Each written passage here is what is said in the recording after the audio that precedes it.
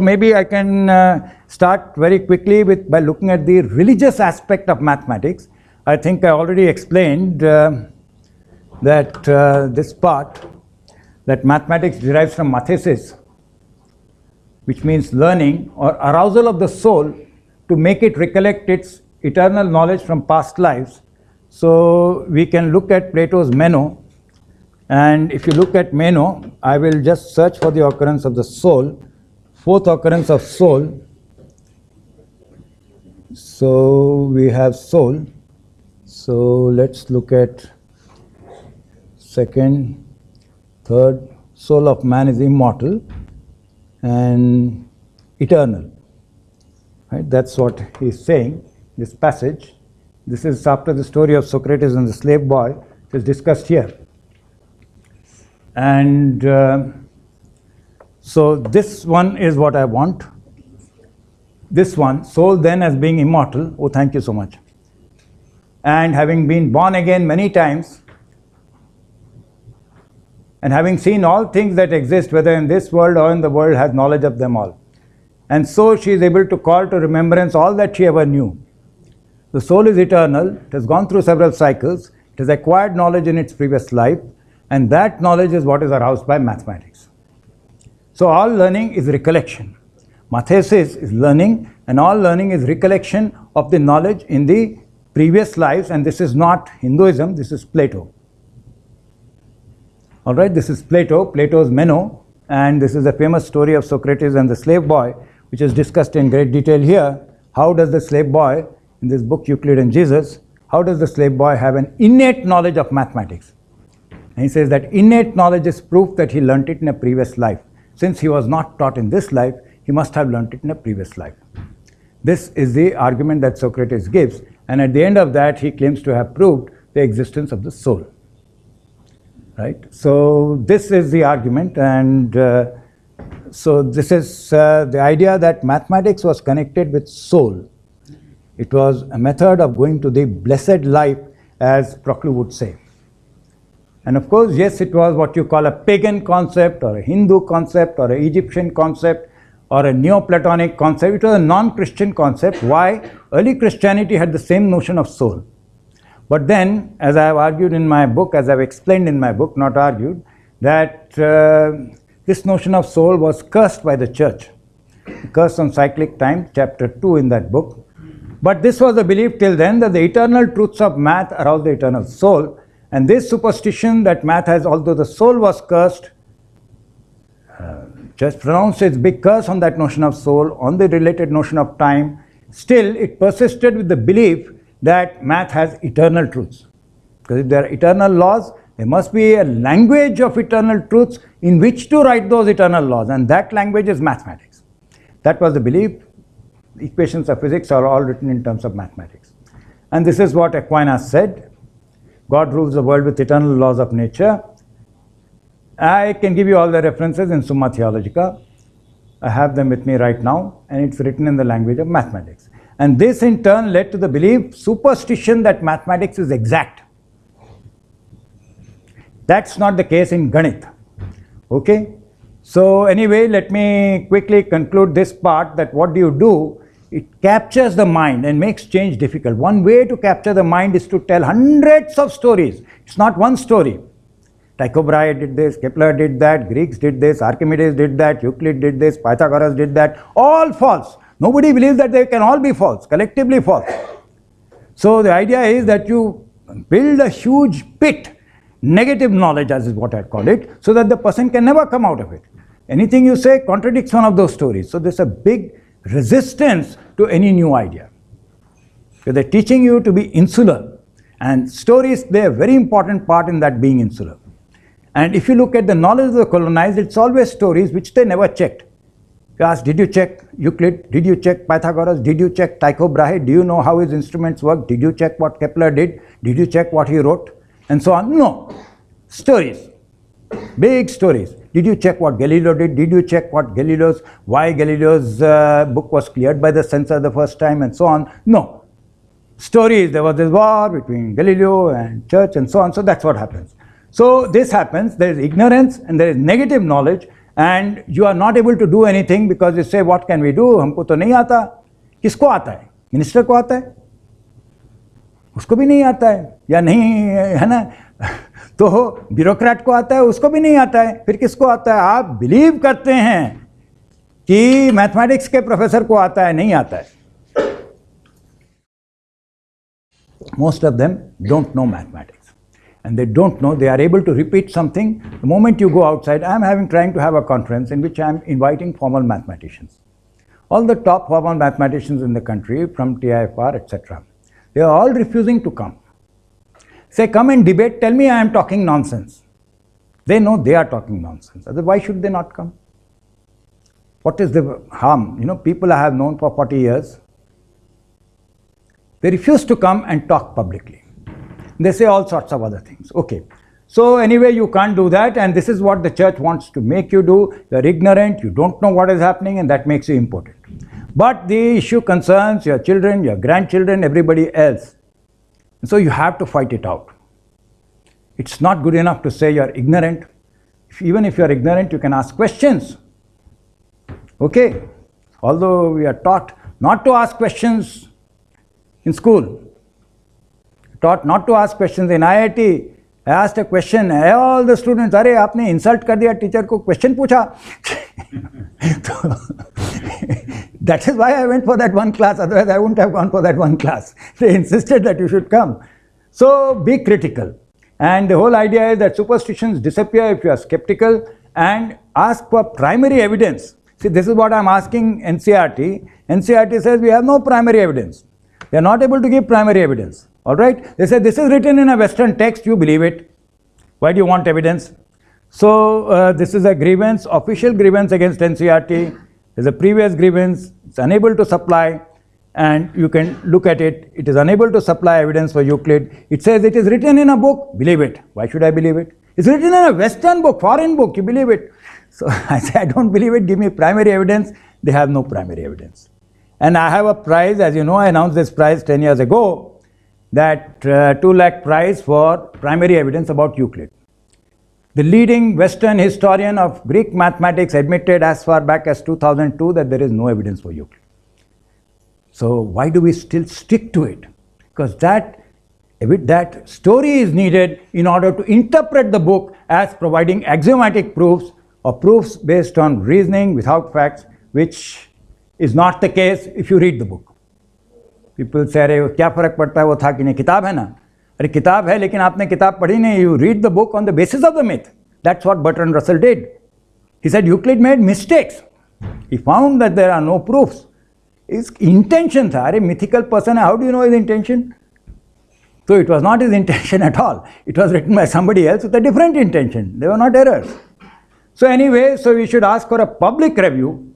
So ask why you are teaching religious math instead of secular math.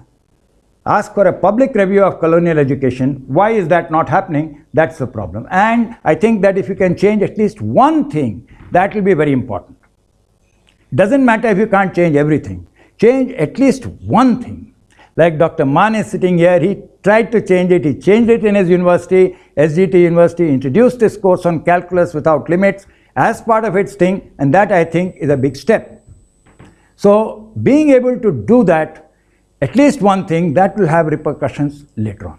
So please change at least one thing which is in your power to do, and that will be a great thing. And don't imagine that there is no alternative. There are concrete, pedagogically demonstrated alternatives such as calculus without limits at the university level and Rajju Ganit. So that's the Rajju Ganit that I want to talk about, that here is an alternative. Let me move on to that as fast as I can. So the Rajju Ganit, the word Rajju is rassi or string or cord. And Shulba Sutra geometry, the question is, can we teach it in school? Okay, why not? What will happen? Because people have this feeling, अरे हम यहाँ से develop करेंगे, वो करेंगे. Basically, there is nothing much to do. So we have this tradition. So why am I picking on Shulba Sutra? So you know what the Shulba Sutra is. Shulba is string, Sutra is sutra, aphorism. They are manuals for masons. They are not books on mathematics. They are manuals for masons who need mathematics for engineering tasks like building fire altars. And you probably have this, that it is a thing which is shaped like a falcon, most famous thing, and shaped like that. That's the fire altar, right? But I'm not going to discuss this, because my aim is not to discuss fire altars. My aim is to discuss what happens in school today, what can happen in school tomorrow, right? So that's the idea. And so I want to look at the underlying way of doing geometry. What was the geometry which was there, which underlay that engineering? And as a matter of fact, most present-day school math, if you're looking at arithmetic, algebra, trigonometry and calculus, probability and statistics, that went from India to Europe between the 10th to the 16th century. I have discussed this in great detail elsewhere, and my books on cultural foundations of mathematics discusses the origin and transmission. I have a paper on probability and statistics, probability in ancient India. If you Google, you will get it. It's there in the Handbook of Philosophy of Statistics. So on. The point is, it went for its practical value. And now the question is, the one thing which was left out is geometry. Okay, so these modified versions of the same thing, like modified versions of the calculus. Who was asking about real numbers? I was. Yes, so you were asking. Okay. So modified versions that were written, calculus was written with real numbers, formal real numbers. So they did not exist in the way it was done here. It was done in a different way using something called non-Archimedean arithmetic, which is different from real numbers and which is a way you can do it today as well. But they did not understand. They could not sum the infinite series, so they introduced these real numbers, metaphysical way of summing infinite series, and we returned it. We have not examined it critically. All I am saying is we need to examine it critically. Whatever is better, accept it. Whatever is not good, reject it. Okay, so the one thing which is excluded is geometry. Why? Because geometry is something that the West got from Egypt. I just showed you Plato. Now Plato is a Greek, so a lot of stuff that Greeks had, almost all the stuff came from Egypt. Greeks were a very tiny country. Egypt was huge, and which existed for thousands of years. So Plato tied geometry to religious beliefs about the soul. And mystery geometry. So mystery geometry, or Rahasyavadi, if you understand, like you have Rahasyavadi stories, Rahasyavadi poets who are looking at mystery. Likewise, you can use geometry as a mystery tool. And this was a technique, and this was the basis of that book, Elements. It was not about proofs. It was about arousing the soul. So how do you arouse the soul? I won't go into that. But they also had a practical geometry, Egyptians. And this practical geometry, you find concrete proof of that depicted in this east wall of the tomb of Djeser-Khaseneb.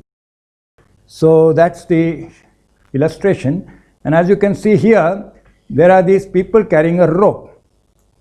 And the rope was used, and even today it is used for measuring land areas and so on.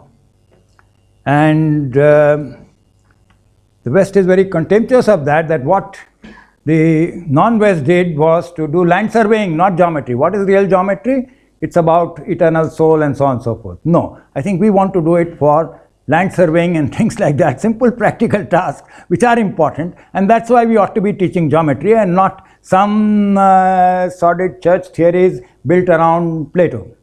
So they also used the cord, and they were called cord stretcher, the Harpenodonopti, which is tongue twister, but we don't know how they did it. There are no records which survive how the Egyptians did it. Even today in Africa they use these things. So when I am talking about string geometry syllabus, I am not just talking about it in India.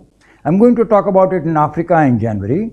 And the idea is that this is something, we are not doing this just to say that, okay, whatever we had in India, we are loyal to it. No, we are loyal to what is good, what is better.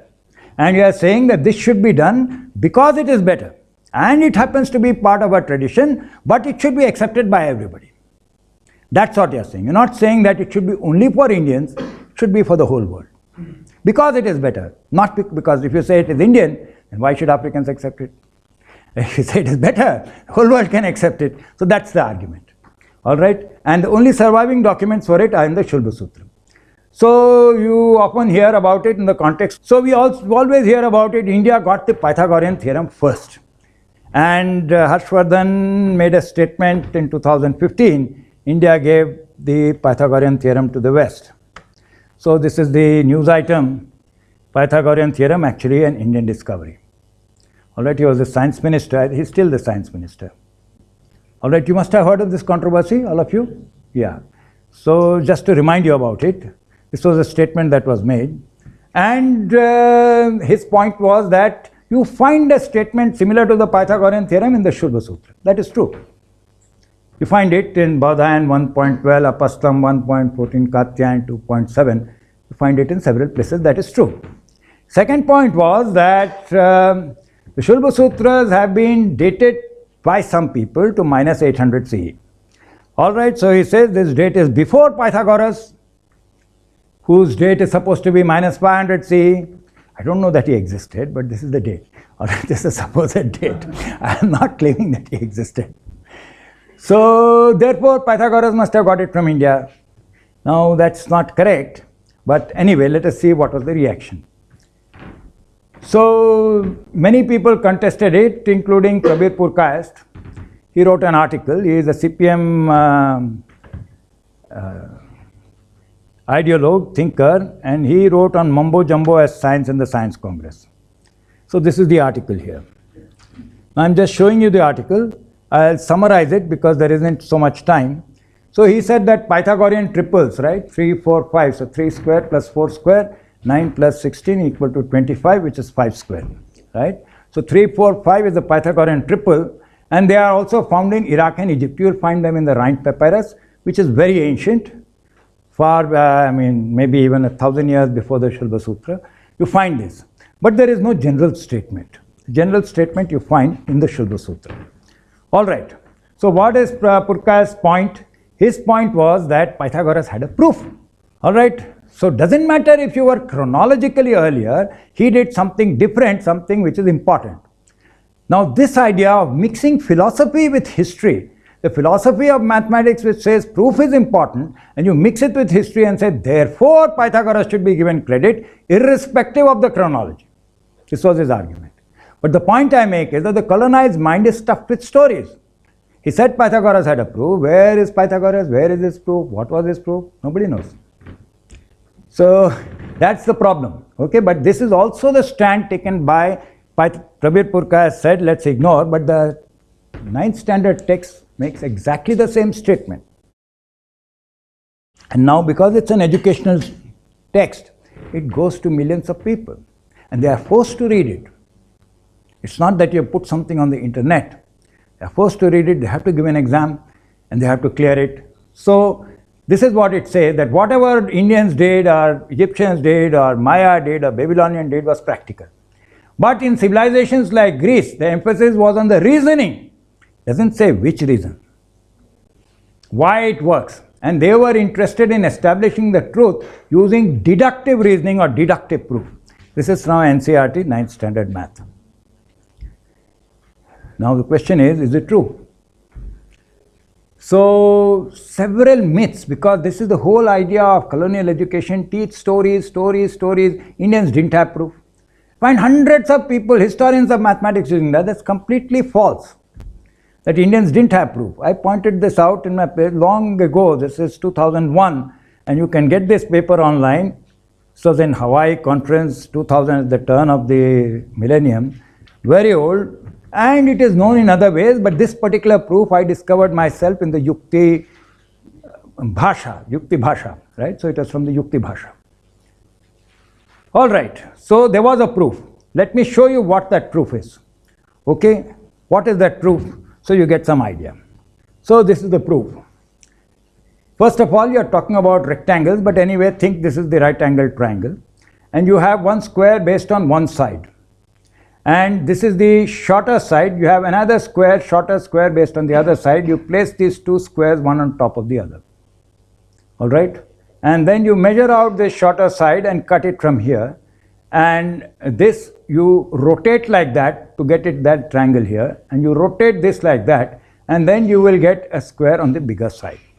And therefore, the sum of the squares on the smallest on the sides is the sum of the squares on the diagonal. So it is not hypotenuse there, it is rectangle, and it's the diagonal of the rectangle that we are talking about. Okay. So here we are, and but you see, this is an empirical proof. You can see that the two areas are equal. All right, so you are getting an empirical proof. Now that, as I told you, is disallowed. It's an empirical proof. You are seeing it, so it's wrong. So the talk of reason is prohibition of the empirical. You must do it without facts. You must not see it. All right, must do it axiomatically. And this, as I said, is the church method of reasoning without facts, which is not found in Greek texts. It's only found in the myth that Greeks did it. The Greeks don't exist, and in the text there is nothing like that. But it was used as a text by the church for centuries and continues well. Now it doesn't, they have removed it in Cambridge, but we still use it. We still use it, and we compound issues, compound the foolishness. So the whole idea is that the reference to the mythical Greeks, who were the only friends of the church, early Greeks, late Greeks they fought, you hide it. So this is pure myth, as I said. Pythagoras nor any other Greek gave a proof.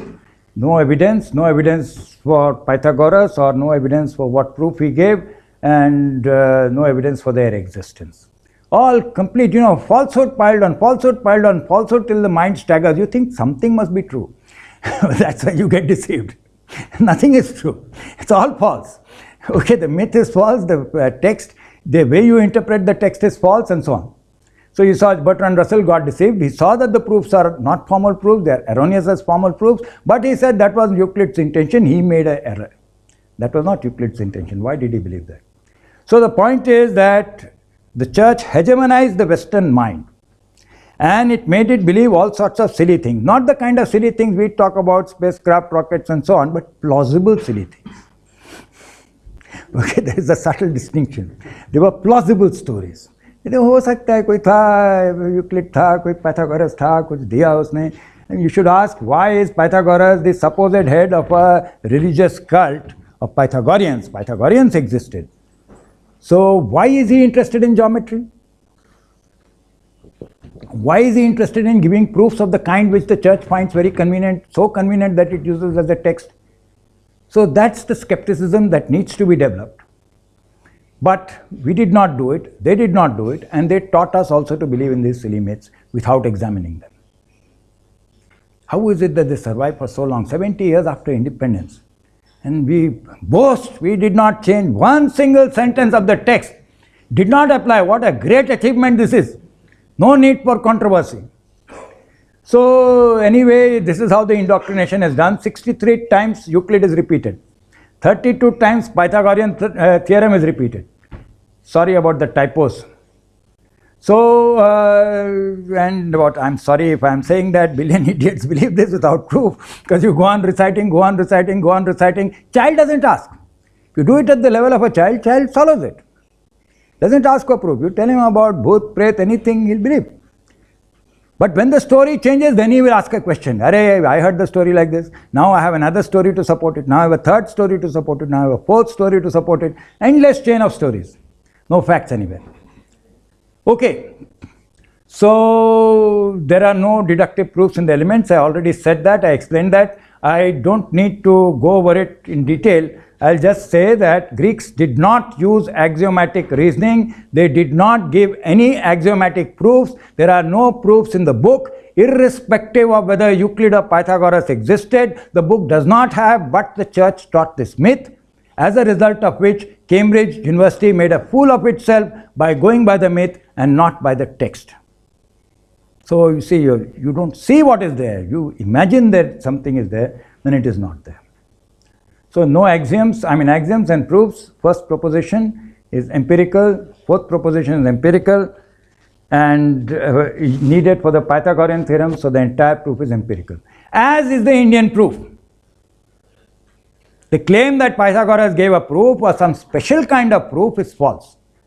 Indians had an empirical proof, they had an empirical proof, but it was more prolix. Why was it more prolix? Because the proof was not intended to be devoid of facts. It was intended to arouse the soul. It was intended to drive the mind inwards, to engage the mind, drive it inwards, and thereby arouse the soul. That is the idea that was there, but that is completely negated because all you have is a church story about it, which you have not investigated. So, that there is an error in these proofs was understood. Proposition 1, that's the origin of real numbers. Dedekind cuts. Dedekind was the person who looked at that proposition 1 and said it doesn't intersect, and therefore let me define real numbers as cuts. We still teach that as cuts, right? So that wherever you cut a line, there will be a point and not a gap, not an empty space. That's the origin of Dedekind cuts, where he proposed this, but it could not be formalized. To formalize it, you needed Cantorian set theory, which was defective, and you needed axiomatic set theory, which came only in the 1930s. And that's when you could do Dedekind cuts. So proposition 4 was pointed out that you have to take it as a postulate. You cannot prove it from any of the axioms. So today it is taken as a postulate. You will learn it in class 9. All right? This postulate, SAS postulate, unless you have already learnt it. Have you learnt it already? We have learned SS criteria. HS criteria. SS criteria. SAS criteria. SAS criteria, same thing, no? SAS. That's what I'm saying. It is not your SAS, it is SAS. So, all right. So, SAS postulate you have learnt as a criterion. Later it will become a postulate. Okay. So, I'm saying there are no errors because there was no intention to provide deductive proof. It was meant to be prolix, it was meant to be long-winded, to drive your mind inwards, get you engaged, and so on. Now the point is that in 1960s there was a Sputnik crisis, and the US got mighty frightened that Soviet Union is going to bomb them, is able to reach them, and therefore they revamped the entire syllabus. They spent billions of dollars, especially for STEM. Science, technology, engineering, mathematics education. And that's when they revised the syllabus. There was a school mathematics study group which recommended that SAS should be made a postulate. It recommended that you should teach Birkhoff's metric geometry. I won't go into that, as distinct from Hilbert's synthetic geometry. But that is what they recommended. But in either case, it became a postulate. So that's what we adopted in the 1970s. I learnt earlier. So I learned from different books, older books. After the 1970s, it became a postulate, and it is still there. Now the point is that we learn only to imitate, so we confound distinct geometries. Now SAS, why is it made into a postulate? Because empirical proof is not allowed. You are proving by superposition, taking one triangle, putting it on top of other, and seeing that they're same. That's not allowed. Then why is length measurement allowed? That's what you do, no? You have a geometry box, you have a line segment, you put the scale on top of the line segment and see and measure its length. So if empirical proof is disallowed, length measurement should also be disallowed. That's what is done in Hilbert's synthetic geometry. It's called synthetic because it's not metric. You are not allowed to measure length. No superposition is allowed. That's in Hilbert's Foundations of Geometry.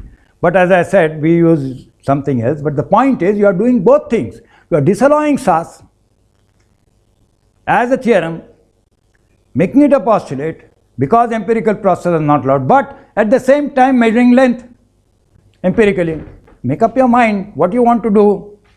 Want to do things empirically or don't want to do it empirically, or do both, this also, that also, then that's a scope for infinite confusion. So we apply both. We don't apply common sense. All right. So we should reject either the compass box or make SAS a theorem. Those are the only two possibilities. You can't do both. So it is utterly confused, wretchedly confused teaching, and this is happening with 1 billion people, and there is no way to explain to anybody. Western books do that, we also do it. We only understand this. So this is the idea, and that is why Hilbert's geometry is synthetic. I think I already said that. You can't have superposition, so length measurements are not allowed. But it's formal mathematics. You don't have length measurement, but you have area measurement. The way Hilbert defines area is too much, can't be done in school text, so we don't do it. But you need it for proving the Pythagorean theorem. So he tried to reinterpret Euclid once again, and it did not succeed. It does not succeed for other reasons. So I won't go into all that. Point is, they make a mess. And the point is, it's a compulsory course. Mathematics at 9th standard level is a compulsory course. Anybody who has a degree is supposed to have cleared it. And if you have cleared it, you should understand what is in it. And if you understand what is in it, you should either protest or you should return your degree if you don't understand. But no one protests. Nobody returns their degrees. You do one of the two. You can't say, I have it, I understand it, but I don't understand it. And that's why I'm talking at this level. I'm not talking about calculus. I'm talking at 9th standard level. So let's look at the Pythagorean theorem once again in the Shulba Sutra, this time in the Manav Shulba Sutra 10.10, which is never mentioned. It is always Bodhayan Shulba Sutra and so on, which is what people know. This is something interesting. So this is what it says. Are you able to see it? Yeah? Everybody able to see it? Yeah. So ayamam gunam vistaram vistarentu samasya varga moolam yattat karna tadvido vidu. So it's about a rectangle, length and breadth, multiply length by length, breadth by breadth, and take the square root of the sum. That is the diagonal. Now note the difference. It's a square root that is involved there. That makes a very fundamental difference. And that is why we can do something based on the Shulba Sutra, which you cannot do just by pictures. So rectangle and diagonal is not altogether trivial, because Heath will say, and that is Gilling's book on Egyptian geometry at the time of the pharaohs, says, has an appendix on Pythagorean theorem in Egypt. People ask, how did they build pyramids if they didn't know Pythagorean theorem? So this racist Heath says, did the Egyptians even know what a right angle triangle was? So no need to know what a right angle triangle is. You know what a rectangle is, and you know what its diagonal is. All right? So that's why it's important. There is a subtle difference because of the use of the square root. So you are not saying the diagonal square is length square plus breadth square. You are saying the diagonal is square root of length square plus breadth square. Looks the same, does it? It's not the same. It's not the same for a very simple reason, that first you are talking about how to calculate the diagonal. If I want to build something, I should be able to calculate. I can't build just on the basis of a proof. I should be able to calculate. So you are calculating.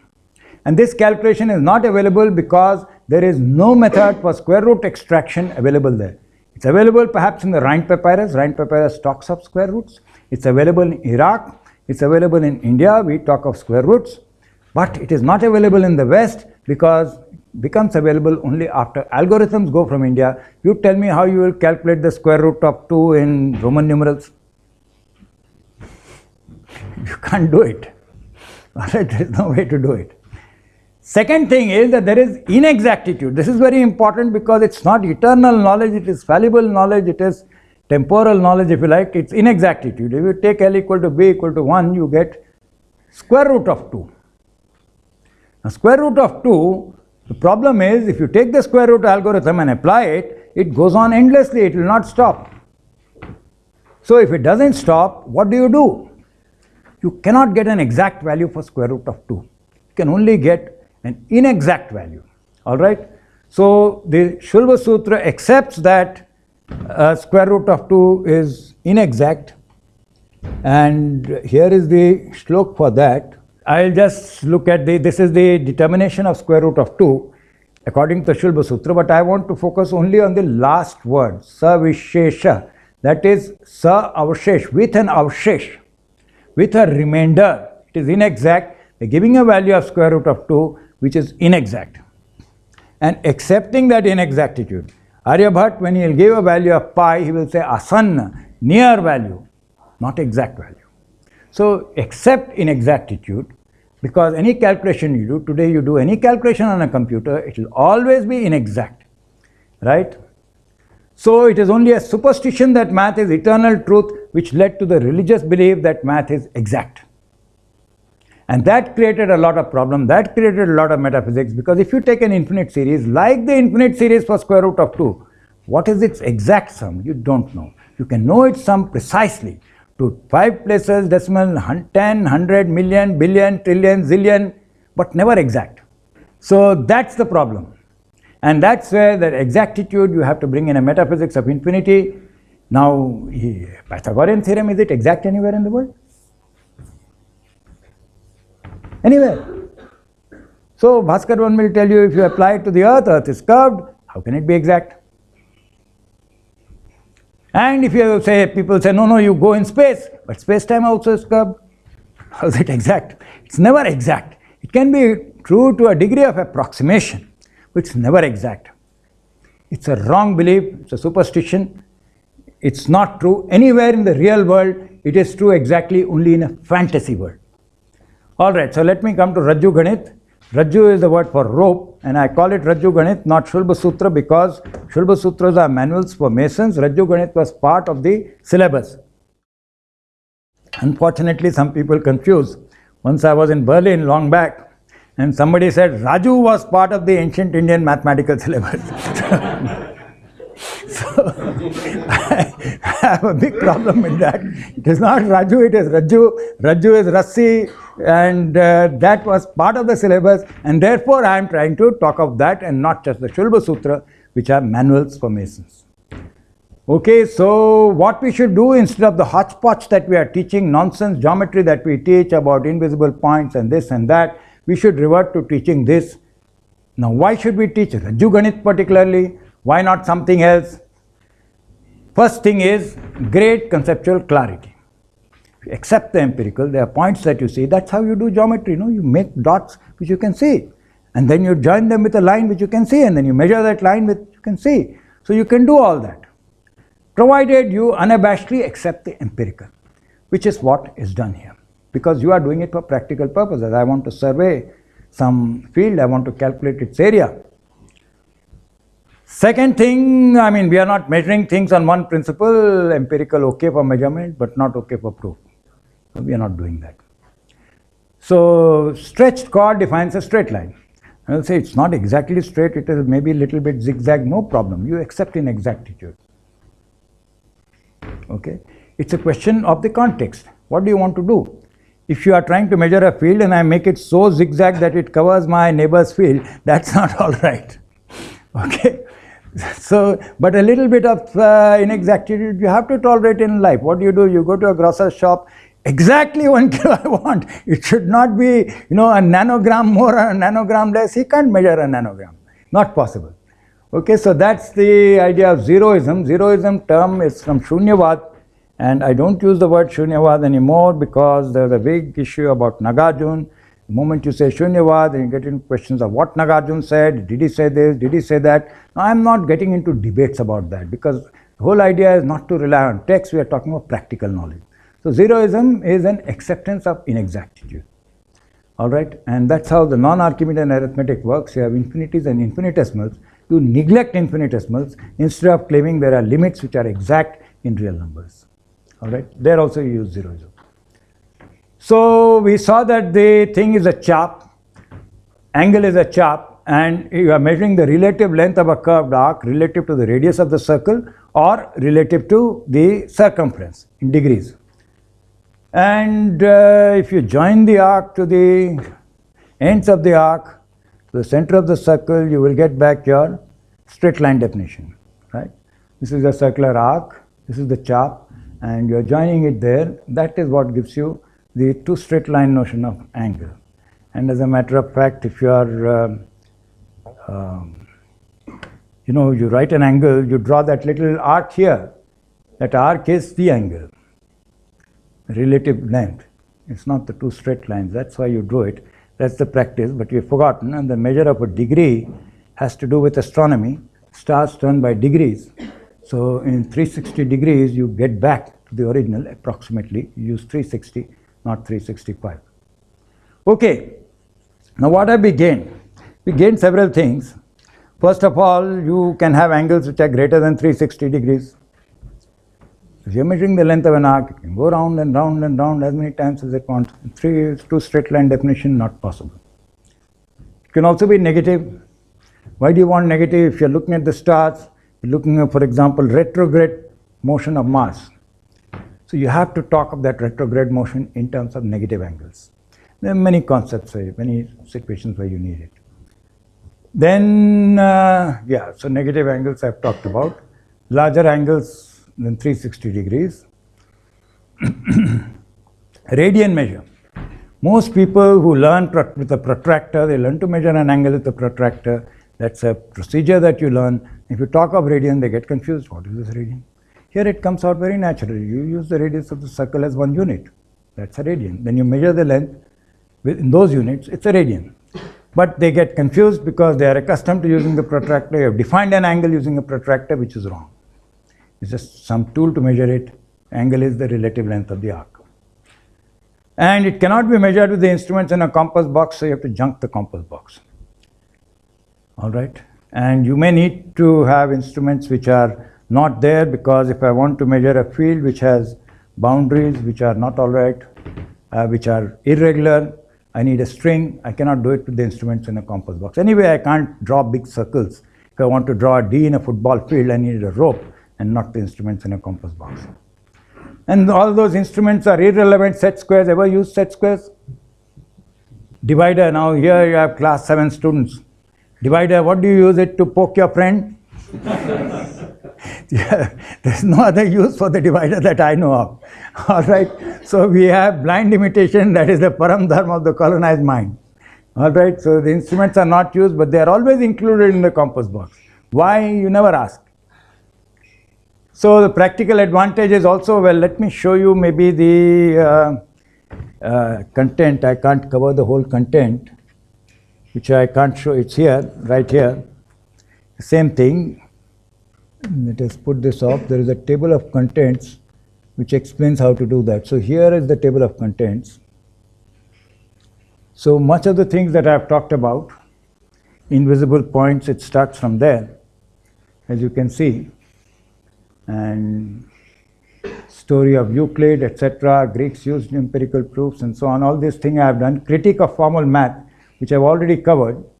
Superposition and shortest distance. See, the text defines a straight line as the shortest distance. Now, what do you mean by shortest distance? Shortest distance on the surface of the earth? Shortest distance in space, you get into all kinds of problems. All right? And then what is distance? So superposition and length measurement, superposition and shortest distance, all these issues are discussed initially, and they are start sections because they have to be teacher-led. Induction and deduction, empirical proofs and so on. And empirical geometry with a string, how do you define point, line, angles? You don't need infinite lines. The text will define lines extend indefinitely. How do you know? Jaake dekha kya? So you can't go all the way to infinity and find out. So how do you know it does not bend around? How do you know that it will stretch infinitely in one direction? Maybe the cosmos is closed. So these are all issues which are never taken into account because you are dealing with a fantasy world, not the real world. Well, so here you have angle and so on. And the new definition, I think I explained some of that. You can do all the usual results. You need only a few of them. Then you can find the height of a tree. Actual angle measurements, not with a protractor. You can use a quadrant if you like. You can determine your latitude. Okay, you can measure the circle. How do you measure the circle with an instrument in a compass box? You can't measure curved arcs. But you can do that. You can measure the value of pi, and this value of pi is known. Octagon method is found in the Rhind papyrus. It's very old. It's found also in India. So you can find the formula for the circle and so on. You can also do it by statistical methods, Monte Carlo methods. And then you look at the theory of approximation and zeroism. What is Savishesh? I think I told you something about that. And circular functions. You see, trigonometry you talk of, it is complete nonsense. It is not about measuring the triangle. It's about measuring the circle. They are circular functions. Everybody will go, what is sine function? Opposite side by hypotenuse. How do you calculate it? If you go opposite side by hypotenuse, complete nonsense we teach. The word itself is wrong. It should be circlemetry and not trigonometry. And then you go by linear interpolation, which is just the rule of 3. Rule of 3 is very old. It is found in the Vedang Jyotish. And you use that to develop sine values, to calculate all sorts of sine values. We teach only 6 sine values, which were rejected in Indian tradition long back, certainly by the time of Aryabhat. And then once you know how to do that, you can calculate the height of a mountain, you can calculate the size of the earth, you can calculate your latitude in daytime, and then you can calculate your longitude, and there is the question of loxodromes. The huge problems which existed, which can all be done very easily. This is a 9th standard text, so it can be done at that level, and that it can be done. Now the question is, will children understand it? So teaching experiments have been tried out with this in Nasik. So you can see the children are not very big. They are able to follow it. Several schools, there were about 40 schools involved there. In Chamarajnagar, as you can see, these children are even smaller. Indore, etc. Done in Gundulupet as well. So here they are doing something practical, looking at it. And this is just about Shulba Sutra. Question is, how do you go to further things? You do that through Calculus Without Limits. That's a university level course, and I'm not talking about it, I'm talking about school level, because people don't understand calculus. The moment you come up with real numbers, what are real numbers? They don't know. They get lost. So if you want a change, people must understand. If you want things to stay the same, you can keep talking something whether somebody understands or not. So I think we need to know that alternatives are available, and if we want our children to have knowledge and common sense, then we can do that. And we can use those alternatives. And Ganit eliminates the metaphysics of math, hence it makes math easy, it leads to conceptual clarity, and that's all. Thank you. I'll take questions.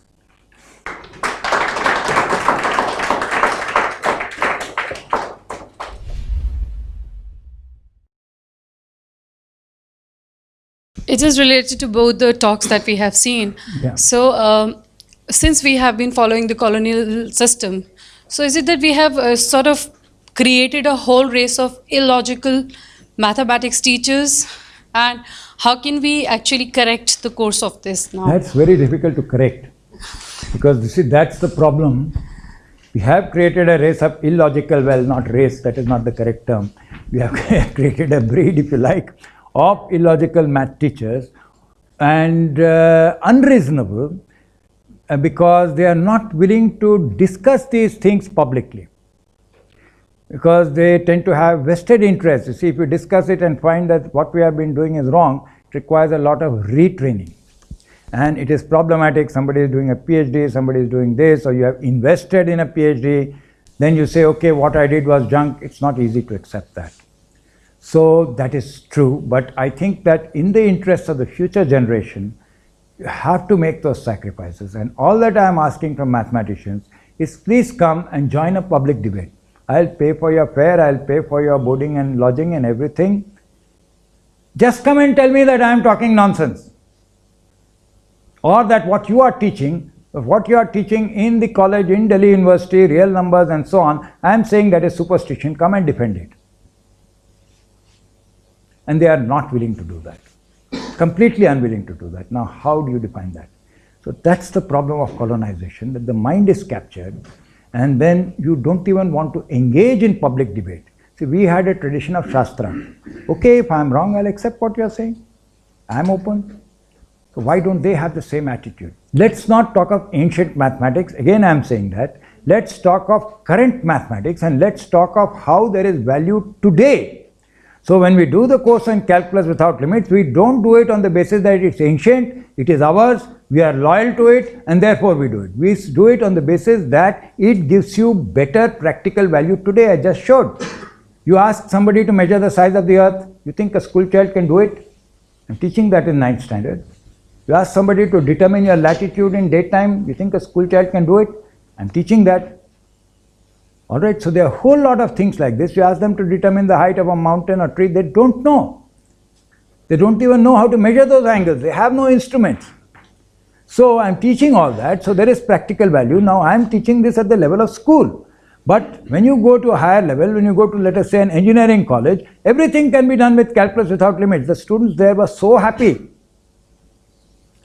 Right? But changing it, because there is control of knowledge. Right? This is the politics of knowledge. They won't allow it to be changed, because we say how to do it. Go to the West and ask. Imitate what they do. How are you talking something? We don't understand anything. We only know how to imitate. So we have reached a very pathetic state where we only know how to imitate. We need to have knowledge. We need to take a stand. Yes, I believe this. You can take a stand that I am wrong. I have no problem with that. I will, as I said, I invite you, come and discuss. But no stories. Let's have a proper, debated position. You explain it, be able to write it down, because stories are problematic. That's an illustration of colonial indoctrination. Okay, that's a manifestation of that. So if anybody you know in mathematics teaching, conference is being organized next year, if you know anybody, please tell me. I am not able to find a single formal mathematician in the country, starting from the topmost to, college teachers. So nobody is willing to come forward. So if you know any, please let me know. Anybody wants to come, I am willing to host them, and let them discuss, and let them go away either convinced or convincing me. Let them explain why they are teaching real numbers, why are they teaching the superstition, don't they have a conscience? So this is a problem, and how to solve it, it's difficult because there is control of knowledge, won't allow it to happen so easily. I'm trying, and if you join in that effort, be very grateful, because it's not just my problem. मेरे घर की शादी नहीं है. What am I getting from it, right? So it's everybody's problem. Yes, please. He had a question first. Yes. So one thing I noticed that you spoke of was this whole aspect of past life memory and geometry, figuring out the geometry. Yeah, I'm not well versed with it at all. To put it in short, I think like that's just another part of the rubbish which claims that it's past life memory that has to be brought up. But I think fundamentally what it is about denying knowledge to the person who's studying. You know, just being straight up. I don't think so, because you see this whole idea of life after death. Let's take one idea at a time, because if there are too many, we can't discuss it. This whole idea of life after death, why is it ruled out? I'm not ruling out these concepts. I'm saying that there is a problem because the church cursed that notion. The curse on cyclic time. Oh, right. Okay. Number one. Yeah. Number two, I'm saying that the way you do formal mathematics with real numbers, if you write down a differential equation, d by dt, the t is necessarily a real variable, right? And it must be therefore like the real line. And so you force time to be like a real line. Now, I don't mind whether time is like a line or whatever else, but that should not happen purely on metaphysics. Right. It should happen on the basis of physics. And on the basis of physics, if you look at Newtonian physics, cosmos is closed. It must be recurrent. You have to have life after death if it is closed. Yeah, I'm saying, I'm talking about it from the completely school education level kind of approach. I'm saying in terms of how certain, I'm not from a mathematical background. I'm not really well versed in all these concepts. What I'm really saying is there's a fundamental difference of intent in the colonial education system, which But Mathesis is not colonial. It is pre-colonial, it is pre-church. It is Egyptian. Right, but this notion, see the past life memory part as a philosophy, I'm okay with it. I have zero issues on that. It's a technique like, think of it as a technique like yoga, where you drive the mind inward. What do you do in yoga?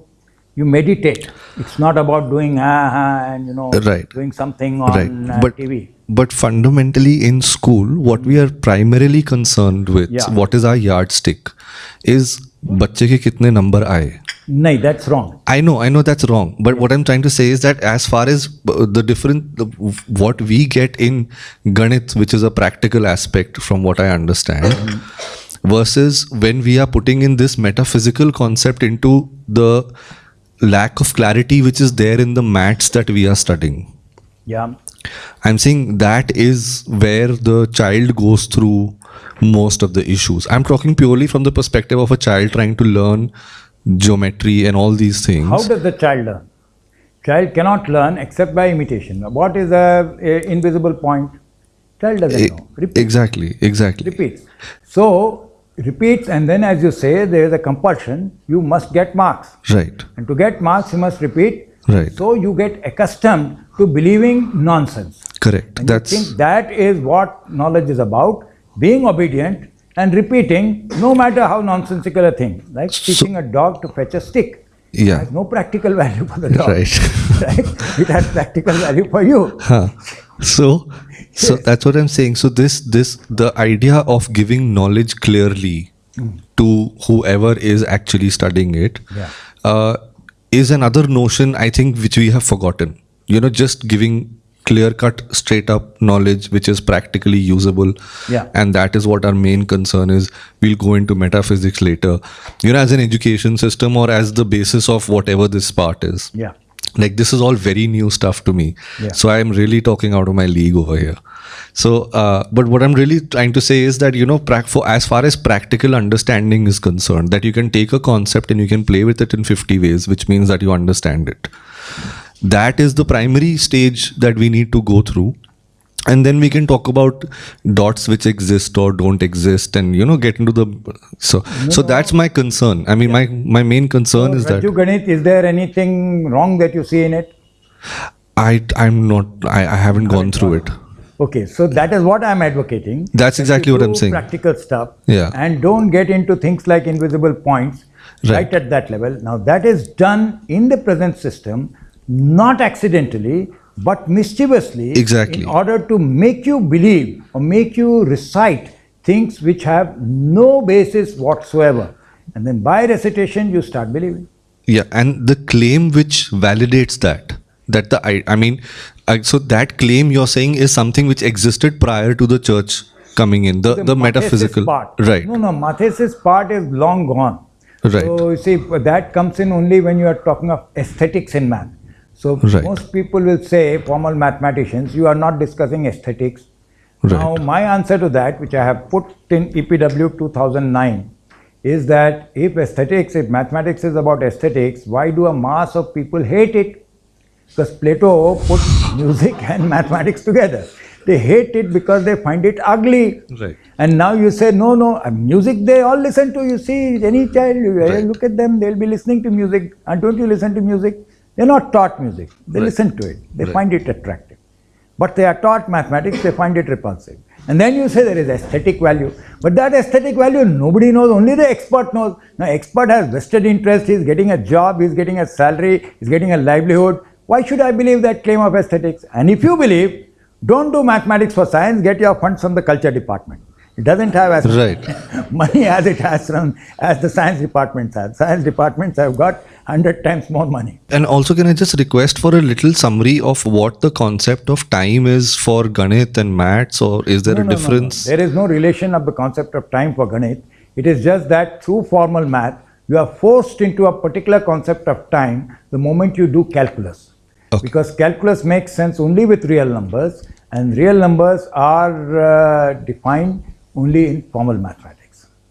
And that forces your time to be of a certain sort, because you write the equations of physics as differential equations, and then you are stuck there. Actually, I'm not going to ask any question. I just wanted to know, you have you explained this thing like using a scale and trigonometry, you can calculate the circumference of Earth anywhere in your blog or anywhere. Using a scale? No. It's explained in the book, no? I showed you the table of contents. In that book that you showed right now? Whole chapter on pi, I showed it to you right now. I Yeah. can show it again. The whole chapter on calculation of pi by various methods. So Okay. here it is measuring the circle, Okay. right? So measuring the circle 1 and 2. So Monte Carlo methods, and then of course it is sophisticated methods. So where is it gone? Measuring the circle, the chapter is here. Yeah. So, right, this is the empirical method. You actually measure it physically. That's what those people are doing. That you measure the circumference and then compare it to the radius and calculate value of pi. Okay. Or you use the octagon doubling method, which is again a very old method. The octagon is found, we find a picture of the octagon in the Rhind papyrus, and the octagon doubling method is from the Yukti Bhasha. And then there are other formulae for circumference that you get, and you calculate the area. Now this is also very old stuff. And then of course you can use some modern techniques, Monte Carlo methods, which are statistical techniques or Okay. probabilistic techniques to calculate the area and so on.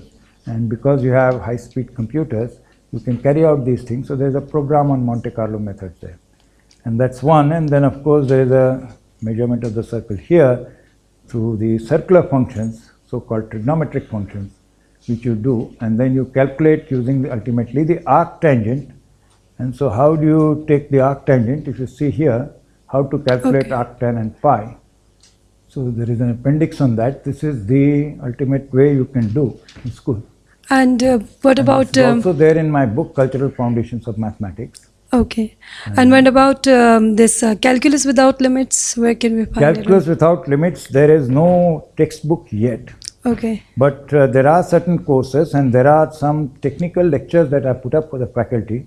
For example, at SGT University. So you can take those, look at those lectures, or the lectures that I gave at University Science Malaysia.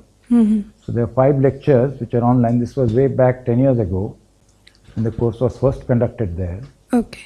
So you can look at those lectures which discuss the theory, and the way it was done is not there.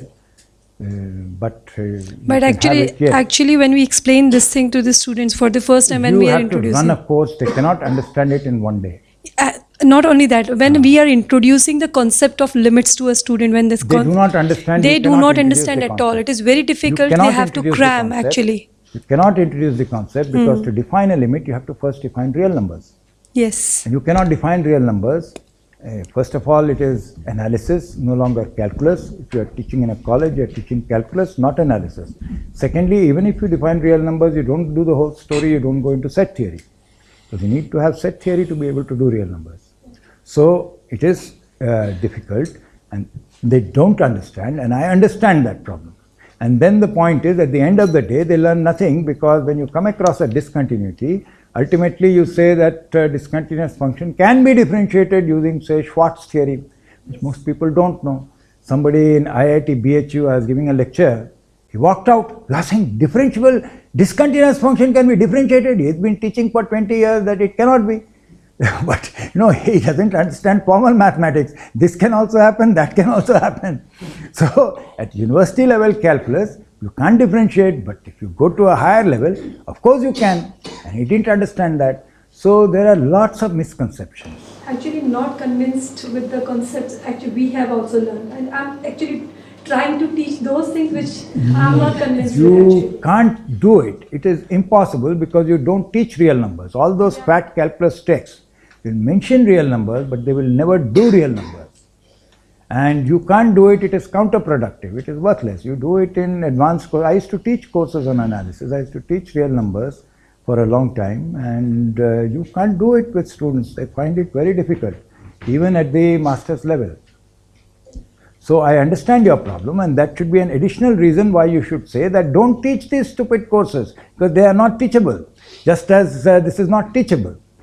Right? What is being talked about, invisible points and so on, set theory is not teachable. So don't teach them, but you need to take a stand. And it's difficult for you to take a stand because there's a whole system sitting on top of you saying, no, you must do this, and if you don't do this, we will throw you out. Okay. Thank you, sir, for really enlightening us on mathematics in the background. I need to definitely read more of your books and understand what you said further, but accepting that there's a difference between a superstitious approach to mathematics and an empirical approach, I'm left with a certain sociological dissonance or fear because the superstition, at least for the last 1,000 years or 200 years, has generated the aircraft carriers, the internet.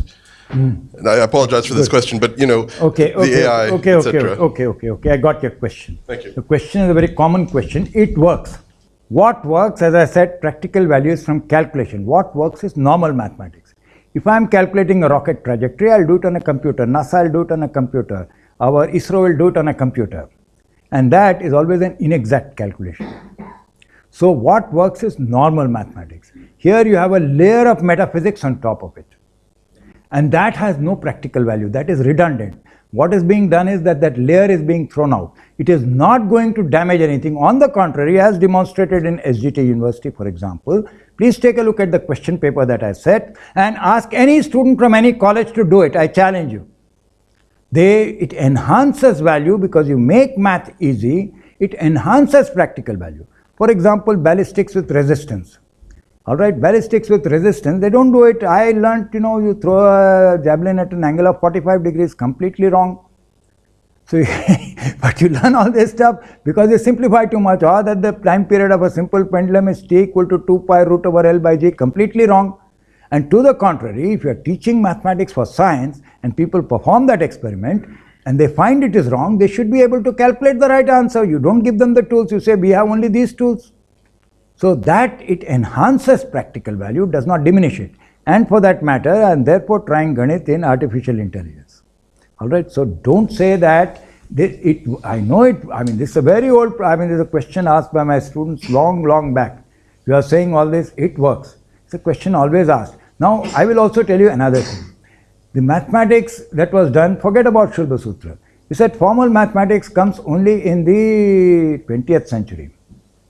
What happened to all the mathematics before that? How did it affect science? Was there no science? So you are wrongly giving credit to formal mathematics. Because all that science that was done before the advent of formal mathematics was all done with normal mathematics. That's pretty clear. So, sir, firstly, thank you so much for your lecture.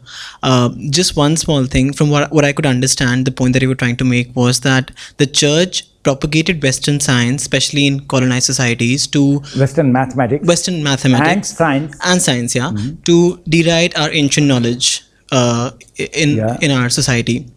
But to today, attack it. To accept the authority of science.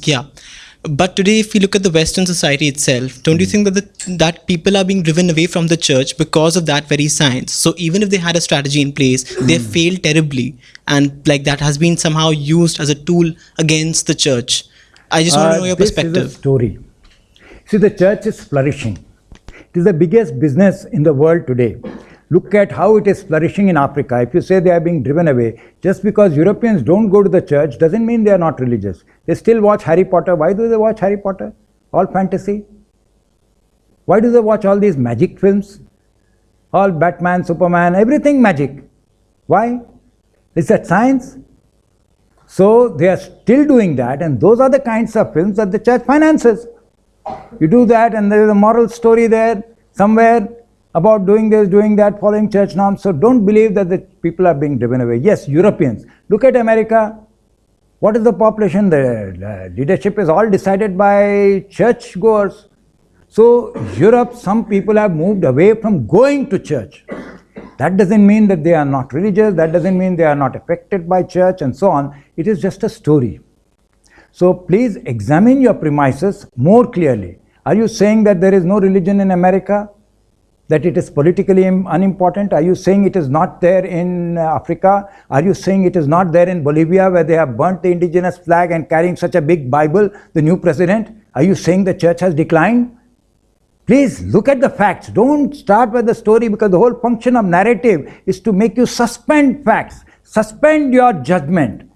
Okay, so that is the willing suspension of disbelief. That's the function of narrative. And that's why you have so many narratives. And that's just focus on facts, hard facts. Is this not what has happened in Bolivia just now? How did it happen if people are going against the church? Please tell me. How is it that so much of Africa has got converted to Christianity? Please tell me. How is it that the religion is so very important still in US? Please tell me. So don't go with a narrative. Start with the facts and then examine the narrative. Okay?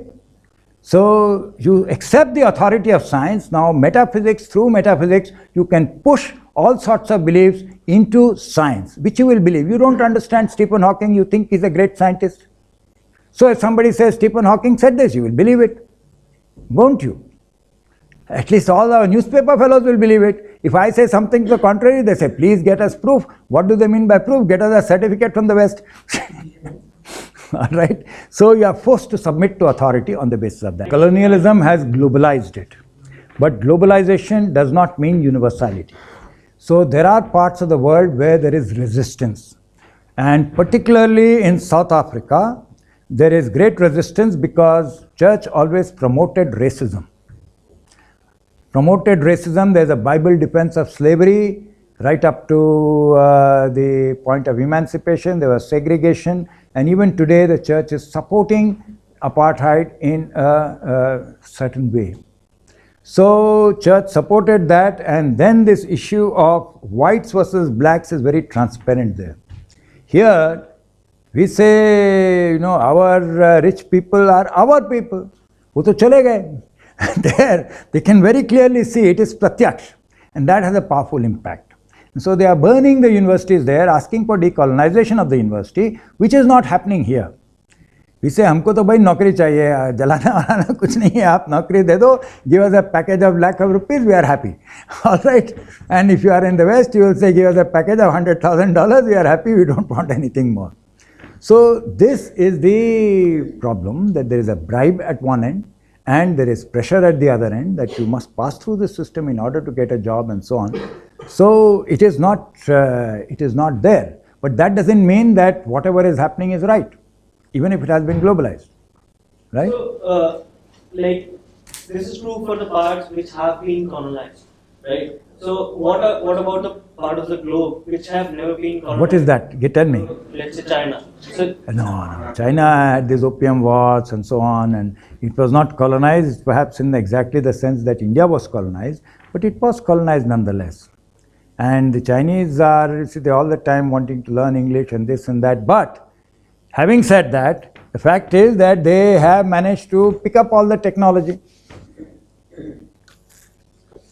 They are the leaders, so they are at least putting in some thought, whatever it is that they are doing.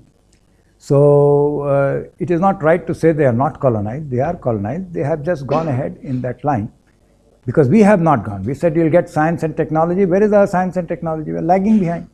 We are so proud of Chandrayaan. When did US send a man to the moon? How many years ago was it? 50 years? So we are so proud to be 50 years behind the time. Will you take a mobile phone which is 50 years old? It did not even exist at that time. So I am asking this question as a parent and a firm believer that our ancient text has a lot of value, and that brought me here. I don't have too much mathematics background. I happen to be an engineer. So my question is, what we can do as together as all this group. Excellent question. Thank you very much for asking that. As an extended group, I'm sure. I gave some things to do. Yeah, sir. Yeah. I mean, it's a small step of question. Yeah. This is the first time I got to know about you, and I'm interacting. I learned few things, and I'm sure you must already be doing a lot of things, and I'm not aware of it, and that's why this question. So there are ways and means available. I got to know about it 4 or 5 years back, that how YouTube, a small kid, a dhobi ka ladka, I saw him learning new things, 6-7-year-old guy, through YouTube.